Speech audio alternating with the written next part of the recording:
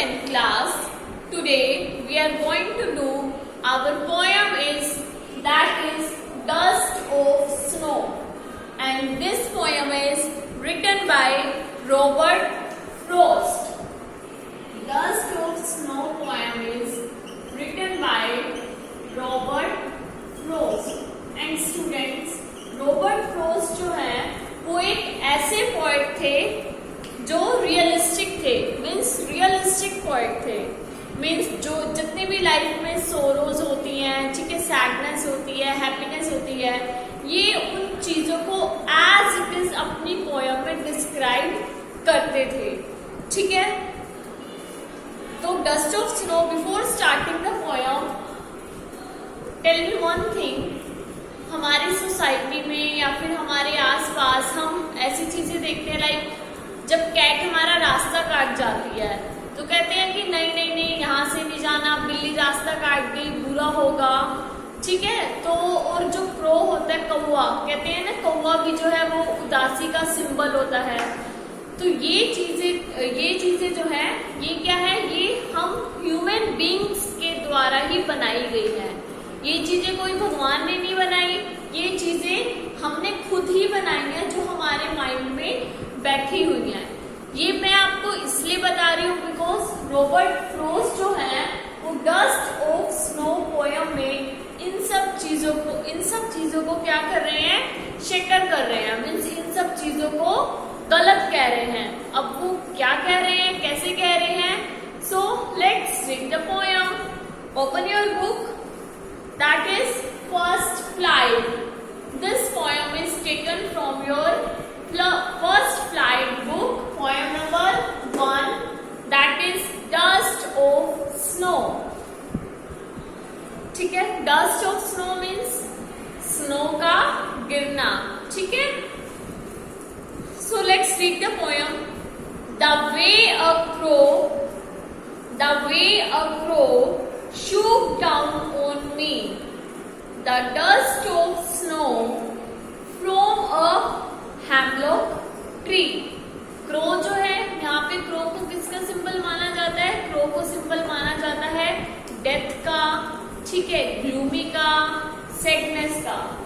Crow को किसका symbol माना जाता है, क्रो को सिंबल माना जाता है सिंबल ऑफ डेथ, ठीक है। ग्लूमी मीन्स सैडनेस, मीन्स उदासी, ठीक है। क्रो को जो है सैडनेस का, उदासी का सिंबल माना जाता है। Shook down on me, shook means होता है गिरना, शूक मीन्स नीचे गिरना, शूक डाउन मीन्स नीचे गिरना। Shook down on me the dust of snow from a hemlock tree.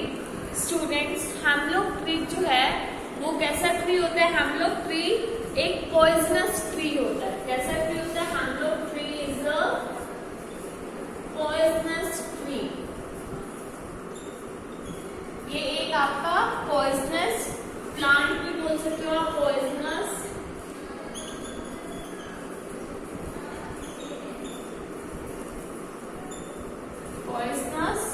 Tree, ठीक है।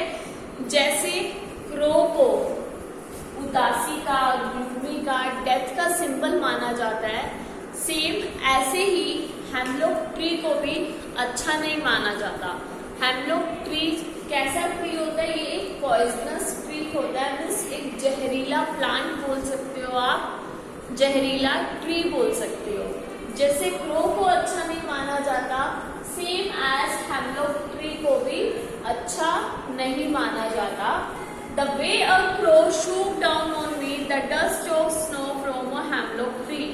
यहाँ पे पोएट कह रहा है कि जो ट्री है, हेमलॉक एक ट्री है, ठीक है, लाइक दिस।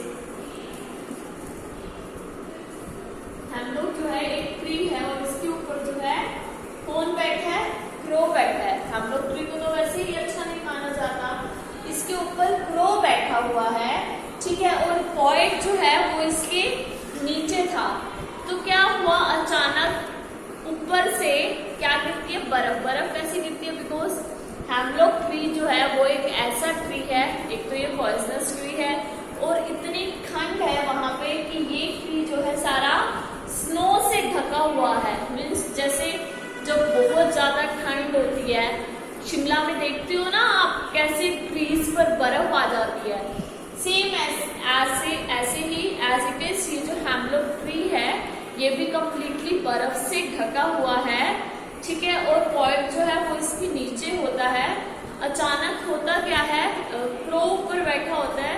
अब पता नहीं या तो क्रो उड़ रहा है या फिर क्रो अपने जो पंखों को, ठीक है, फ्लैटर कर रहा है, ठीक है। जैसे भी है तो होता क्या है, उसकी वजह से डस्ट ऑफ स्नो पॉइंट के ऊपर आके गिर जाती है, ठीक है। The way a crow shook down on me the dust of snow from a hemlock tree। इसमें पॉइंट कह रहे हैं कि हेमलॉक ट्री से बर्फ जो है, डस्ट ऑफ स्नो जो है उसके ऊपर मीन्स पॉइंट के ऊपर आके गिर जाती है, ठीक है। अब वो कहते हैं मुझे नहीं पता क्रो ऊपर क्या कर रहा था, बैठा था या फिर वो उड़ने लगा हो तो उड़ते हुए डस्ट ऑफ स्नो पॉइंट के ऊपर आ गई हो, ठीक है, या वो उड़ते हुए आकर के हेमलॉक ट्री के ऊपर बैठा हो जिसकी वजह से डस्ट ऑफ स्नो पॉइंट के ऊपर आ गई। Now let's read second paragraph. Has given my heart a change of mood, ठीक है, and saved some part and saved some part of a day I had rued। अब वो कह रहा है कि has given my heart a change of mood। Means यहाँ पर जो है सेकंड पैराग्राफ में पोएट का मूड जो है चेंज हो चुका है।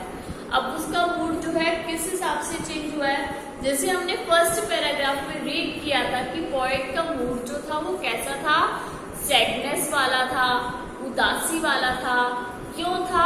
बिकॉज हेमलॉक ट्री और क्रो को जो है बिल्कुल भी अच्छा नहीं माना जाता, उन्हें उदासी का, डेथ का सिंबल माना जाता है, ठीक है। तो उस टाइम पे पोएट का मूड जो है अच्छा नहीं था। अचानक ऊपर से मीन्स हेमलॉक ट्री से पोएट के ऊपर आके बर्फ गिर जाती है, ठीक है। उसके बाद पोएट कह रहा है has given my heart a change of mood, जिसकी वजह से क्या हुआ, मेरे दिल को बहुत अच्छा लगा और मेरा मूड कंप्लीटली चेंज हो गया। मीन्स सेकेंड पैराग्राफ में पोएट का मूड जो है वो बहुत ज्यादा अच्छा हो गया। उदासी वाला तो फर्स्ट पैराग्राफ में था, सेकेंड पैराग्राफ में उसका मूड कंप्लीटली चेंज हो गया, ठीक है। And saved some part of a day I had rued. Poet कह रहा है मुझे लग रहा था कि मेरा आज का दिन बिल्कुल भी अच्छा नहीं है, ठीक है। रूड का मतलब होता है regret. Rued means regret, right? Rued word it means is regret. Regret means पछतावा, ठीक है। पोएट कह रहा मुझे ना आज का दिन, मुझे लग रहा था कि मेरा आज का दिन बिल्कुल भी अच्छा नहीं है, ठीक है, और मैं जो है पछतावा कर रहा था, मुझे आज के दिन के लिए रिग्रेट हो रहा था। वो कहता है बट नहीं, जैसे ही मेरे ऊपर डस्ट ऑफ स्नो आकर के गिरी मेरा मूड कंप्लीटली चेंज हो गया, ठीक है, और उसके गिरने से मेरे दिल को भी अच्छा लगा, ठीक है। एंड सेव्ड सम पार्ट, और क्या हुआ, और मेरा दिन की जो शुरुआत हुई थी, क्या हुआ, जो मेरा आधा दिन था मीन्स बाकी का जो दिन था वो मेरा बहुत अच्छे से गुजर गया। उस डस्ट ऑफ स्नो ने मेरे बाकी वाले दिन को मीन्स दिन के बाकी पार्ट को बहुत अच्छे से गुजारा। कि कैसे गुजारा? बिकॉज पोएट के दिल को बहुत ही खुशी मिली थी। तो पोएट इसमें ये कहना चाह रहा है कि ये सब चीजें जो है वो हमारी ही बनाई हुई है कि बिल्ली रास्ता काट जाएगी तो काम अच्छा नहीं होगा, ठीक है, और कौवा बैठ जाएगा तो कौवा बैठा हुआ या फिर तुम्हें दिखाई दे जाएगा तो काम अच्छा नहीं होगा। पोएट कहता है ऐसा बिल्कुल भी नहीं है। कहता उल्टा क्रो की वजह से डस्ट ऑफ स्नो मेरे ऊपर आकर के गिरी, बट मेरा तो मूड बहुत ही अच्छा हो गया और मेरा दिन भी काफी अच्छा गया। तो पोएट जो है इन सब जो ह्यूमन बींग्स द्वारा बनाई गई सुपरस्टिशंस लाइक अंधविश्वास कह लो, ठीक है, वो कह रहे हैं कि ये चीजें बिल्कुल गलत हैं, ऐसा कुछ भी नहीं होता, ये सब हमारी थिंकिंग है, जो चीजें हमने खुद ही बनाई हुई है और वो चीजें हमारे मन में बैठ गई हैं, ऐसा कुछ भी नहीं है। तो इसका जो है पोएट आपको एग्जाम्पल भी दे रहा है इस पोएम में कि देखो मेरा मूड पहले बहुत ज्यादा ऑफ था, ठीक है, वो फिर उसने कहा कि हेमलॉक ट्री को, क्रो को जो है क्या माना जाता है, उदासी का, ग्लूमी का सिंबल माना जाता है। बट वो कहता है मैं हेमलॉक ट्री के नीचे बैठा था, अचानक क्या हुआ, डस्ट ऑफ स्नो मेरे ऊपर आके गिरी। अब वो डस्ट ऑफ स्नो कैसे गिरी, बिकॉज उस हेमलॉक ट्री के ऊपर क्रो बैठा हुआ था।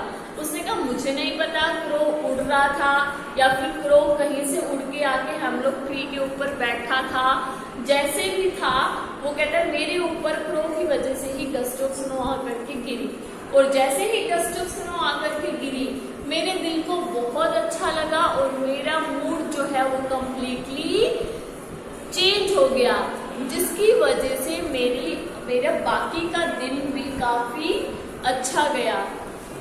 सो student, this is your poem, ठीक है, I am repeating again, listen carefully. Dust of snow, this poem is written by Robert Frost, ठीक है, एंड रॉबर्ट फ्रॉस्ट जो है वो एक रियलिस्टिक पोएट है।